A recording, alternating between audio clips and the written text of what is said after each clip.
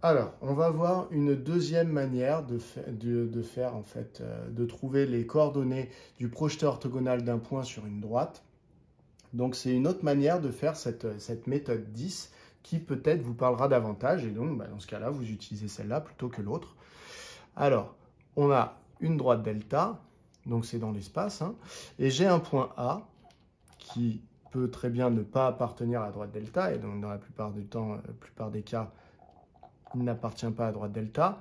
Et donc, je veux connaître les coordonnées de son projeté orthogonal, que je vais appeler H.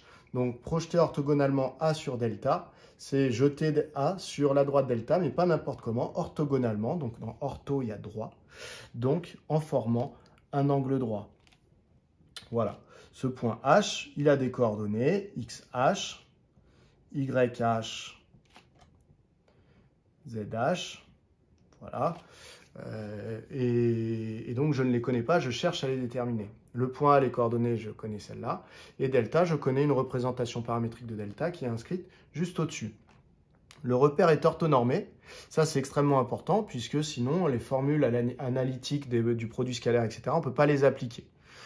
Donc, dans vos exercices, il y aura toujours un repère orthonormé pour que vous puissiez les appliquer.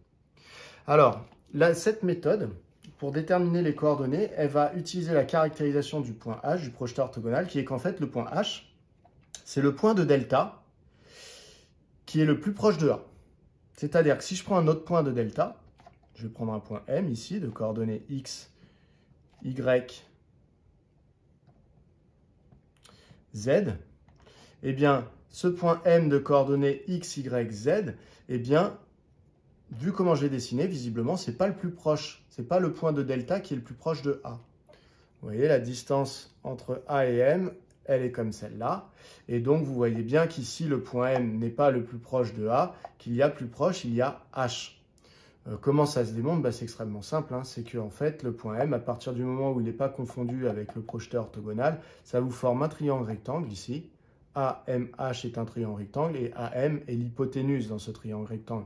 L'hypoténuse est toujours plus grande que chacun des deux côtés adjacents à mon angle droit. Donc ça veut dire que l'hypoténuse est forcément plus grande que AH. Donc ça veut dire que la distance la plus courte entre A et delta, c'est effectivement AH. Donc je vais calculer la distance entre le point A et un point M de la droite. Et ensuite, je vais chercher à minimiser cette distance. Voilà pour la méthode. Donc, je vais calculer ma distance AM. Une distance dans un repère orthonormé, elle se calcule de la manière suivante. C'est la racine carrée de l'abscisse de M moins l'abscisse de A au carré. Donc, l'abscisse de M, on a dit X moins l'abscisse de A, c'est 4 au carré. Plus l'ordonnée de M moins l'ordonnée de A au carré, donc Y, donc normalement c'est YM moins YA, donc moi ça fait Y moins 2 au carré, plus ZM moins ZA au carré, donc ZM c'est Z, moins 5 au carré, d'accord? J'ai simplement appliqué la formule plus générale qui est que la distance entre un point A et un point B dans un repère orthonormé se calcule en faisant XB moins XA au carré, plus YB moins YA au carré, plus ZB moins ZA au carré. C'est cette formule-là qui est dans votre cours que j'applique à AM, donc en remplaçant par les coordonnées de A et les coordonnées de M. Sauf que votre point M, il est sur delta. Ça veut dire que X, Y, Z, eh bien, vérifie un système comme celui-là, c'est-à-dire qu'il existe une valeur T, telle que X soit égal à 2 plus T, Y soit égal à 3 plus 2T, et Z soit égal à 4 plus T. D'accord? C'est ça, appartenir à la droite delta. Ça veut dire que les coordonnées de votre point, ici, peuvent être trouvées en remplaçant T par un même nombre. Donc finalement, ici, eh bien, ça me ramène à quoi? Ça me ramène à la distance AM est égale à les coordonnées X, Y et Z qui sont les coordonnées de M, je vais les remplacer par 2 plus T, 3 plus 2T, 4 plus 3T, puisque le point M appartient à delta. Ça veut dire que ces coordonnées vérifient ça. Donc 2 plus T moins 4 au carré, plus y c'est 3 plus 2t, donc 3 plus 2t moins 2 au carré, plus z qui est 4 plus 3t, moins 5 au carré. Voilà. Donc ça c'est ma distance AM, et je vous rappelle que mon but c'est de la minimiser. Ça va me permettre de trouver le point M, le point H, pardon, puisque la distance AM lorsqu'elle est minimale, c'est qu'en fait le point M est exactement au point H. Donc je vais chercher à minimiser cette distance. Donc là je vais faire un petit peu les calculs à l'intérieur de ma racine. Donc 2 plus t moins 4, bah, ça fait t moins 2 en fait. 2 moins 4, ça fait moins 2. T moins 2 au carré, plus 3 moins 2, ça fait 1. Et là, ici, j'ai 2t. Donc, ça fait 1 plus 2t au carré. Plus 4 moins 5, ça fait moins 1. Là, j'ai 3t, donc ça fait 3t moins 1 au carré. Donc, la distance AM vaut ce résultat-là, tout le temps, quel que soit le point M sur la droite. Donc maintenant, je vais chercher quand est-ce qu'elle est minimale, cette distance AM. Et ça me permettra de trouver T pour qu'elle soit minimale, cette distance AM. Et donc, une fois que j'aurai trouvé le T qui fait qu'elle est minimale, c'est qu'en fait, j'aurai trouvé le T qui correspond au point H. Donc, ça veut dire qu'en remplaçant par ce T dans les équations, ça va me donner X, Y, Z, les coordonnées du point H. Donc, je vais trouver le paramètre, donc le paramètre du point qui se trouve au projeté orthogonal de A sur delta. Alors, si je cherche à minimiser AM, eh bien en fait, là vous voyez, là, il y a la racine carrée qui m'embête pas mal. Donc si je cherche à minimiser AM, bah, quand AM sera minimal, eh bien ça veut dire que AM carré le sera aussi.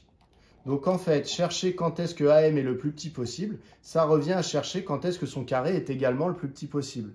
Donc, plutôt que de travailler avec AM qui vaut une grande racine carrée, je peux travailler avec AM au carré, ce qui va enlever la racine carrée.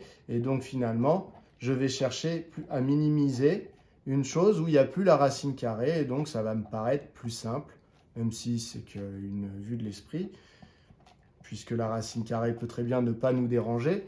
Mais voilà, nous, le but, ça va être que vous ayez le plus de facilité. En général, vous préférez travailler sans la grande racine carrée. Donc, plutôt que de minimiser AM, je vais minimiser AM carré, ce qui va être, quand AM sera le plus petit possible, c'est quand AM carré sera également le plus petit possible. Donc, je vais développer mon expression ici. Donc là, c'est une identité remarquable de la forme A moins B au carré. Donc, la formule, c'est A au carré moins 2 fois A fois B, donc 2 fois T fois 2, donc ça fait 4T, plus B au carré, donc plus 2 au carré, ce qui fait 4, plus autre identité remarquable ici, A plus B au carré, donc A au carré, ça fait 1 au carré, ça fait 1, plus 2 fois A fois B, donc 2 fois 1 fois 2T, ce qui fait 4T, plus 2t au carré, donc 2t au carré, ça fait 2 au carré fois t au carré, donc 4t carré, plus 3t moins 1 au carré, c'est de la forme a moins b au carré, donc a au carré, 3t quand je le mets au carré, ça fait 9t carré, moins 2 fois 3t fois 1, donc ça fait moins 6t, et plus b au carré, donc 1 au carré, ce qui donne 1. Donc finalement, la distance AM, quand je la mets au carré, ça donne. J'ai combien de t carré? Il y en a 1 ici, 4 là et 9 là. Donc 1 plus 4, ça fait 5. 5 plus 9, ça fait 14 t carré. Ensuite, des t. Il y en a moins 4 ici. Il y en a plus 4 là, donc ça s'annule. Donc il me reste les moins 6t qui se trouvent ici. Donc moins 6t. Et ensuite, les constantes, qu'est-ce qu'il me reste? Il me reste 4, plus 1, 5, 5 plus 1, 6. Donc plus 6. Voilà, j'espère que je ne me suis pas trompé dans mes calculs. Sinon, il faudrait que je recommence tout. Donc en gros, là, j'ai calculé ça, c'est exactement ce qu'il y avait sous la racine carrée ici. J'ai mis AM carré pour me supprimer cette racine et pas avoir à surcharger mon écriture. Mais 14t carré moins 6t plus 6, c'est finalement ce qu'il y a en dessous. Donc finalement, la distance entre un point A et un point M vaut cette valeur-là quand je la mets au carré. Je cherche donc toujours, je répète le but de tout ça, c'est de trouver le point H pour lequel la distance entre le point A et la droite delta est la plus petite possible. Donc je cherche à ce que cette valeur ici, 14t carré moins 6t plus 6, je cherche à ce que ce soit le plus petit possible. Là, je peux observer qu'en fait, j'ai face à moi un polynôme du second degré, avec un coefficient dominant qui est positif, ce qui veut dire que ce polynôme du second degré, sa courbe représentative est une parabole qui est ouverte vers le haut. Parabole ouverte vers le haut, je dessine quelque chose, donc ça c'est en dehors de ce dessin-là. Lorsque j'ai une parabole qui est ouverte vers le haut, eh bien, donc j'ai mes axes, voilà, eh bien, je sais que mes images sont les plus petites au niveau du sommet.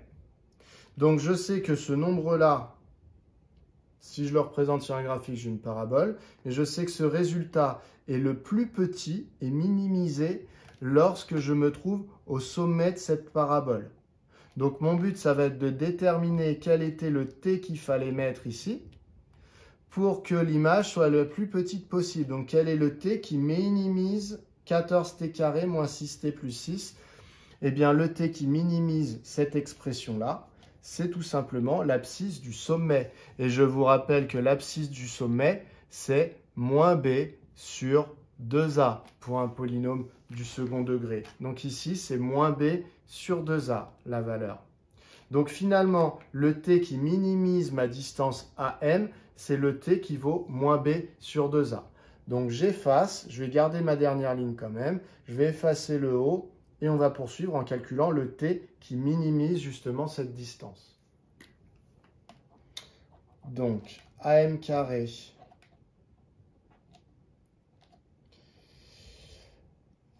admet un minimum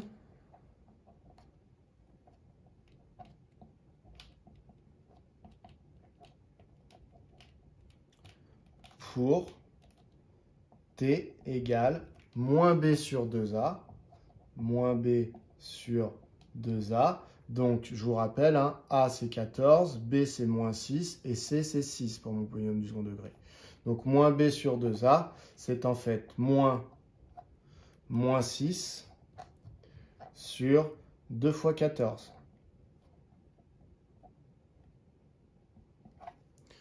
Voilà, donc je fais ce petit calcul. Donc, moins par moins, plus. 6 divisé par 2, ça va me laisser 3 en haut. Ici, j'ai 3 sur 14. Vous pouvez tout à fait le faire à la calculatrice, ça ne pose pas de problème. Donc, ça veut dire que le paramètre qui me donne le point le plus proche de A sur delta, c'est le paramètre 3 sur 14.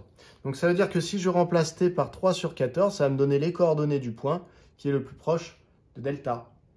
Voilà. Donc, il faut comprendre que ici, la distance au carré, si jamais je veux pour un point quelconque de delta la distance entre A et M, en fait, ça revient, la distance au carré, ça revient à remplacer le t qui correspond à votre point, puisque vous savez que à chaque point de la droite correspond un paramètre t. Donc en fait, vous prenez votre point, vous regardez le paramètre t qui correspond, vous le mettez là-dedans, vous aurez la distance au carré. Donc nous, on a trouvé le paramètre qui faisait que la distance au carré était la plus petite possible. Donc, c'est qu'on est en train de trouver le paramètre qui correspond à h. C'est ça l'idée. Donc, on a trouvé le paramètre qui correspond à h en minimisant la distance AM et donc la distance AM au carré. Donc, maintenant que j'ai trouvé le paramètre qui me donnait la plus petite distance, moi, je sais que du coup, c'est le paramètre qui correspond au point h. Donc, je vais rebalancer t égale 3 sur 14 dans la représentation paramétrique et je vais trouver x, y, z, les coordonnées du coup du point H. Donc, xh égale 2 plus t, on a dit que c'était 3 sur 14. YH, c'est donc 3 plus 2t, c'est-à-dire 2 fois 3 sur 14. Et ZH, c'est égal à 4 plus 3t, donc 3 fois 3 sur 14. J'efface ici ma distance AM carré. Je vais faire mes petits calculs. Ça me donne. Donc, j'ai fait mes calculs. Ça me donne XH égale 31 sur 14. Ça me donne YH égale 24 sur 7. Et ça me donne ZH égale 65 sur 14. Donc bien sûr, je retrouve avec cette méthode les mêmes coordonnées que j'ai trouvées dans la méthode 10, pas à bis, puisque c'est le même point H, hein, j'ai pris le même exemple. Donc le point H, c'est normal de trouver les mêmes coordonnées. Donc H a pour coordonnées 31 quatorzième, 27 septième et 65 quatorzième. Voilà comment on peut déterminer les coordonnées du projeté orthogonal d'un point. Et donc au passage, maintenant que vous savez que t vaut 3 sur 14, vous pouvez également calculer la distance qu'il y a entre A et H, puisque la distance AH, il suffit que vous repreniez la distance AM, vous savez la formule avec la grande racine carrée, et vous remplacez le t par 3 sur 14, vous obtiendrez cette distance AM. Voilà pour cette méthode. Si jamais elle vous paraît plus claire que la première méthode 10, qui était directement vraiment envoyer l'application du produit scalaire, eh bien utilisez celle-là, elle fonctionne très bien. Et les calculs seront certainement un jour de bac plus simples que ceux qu'on vient de faire là.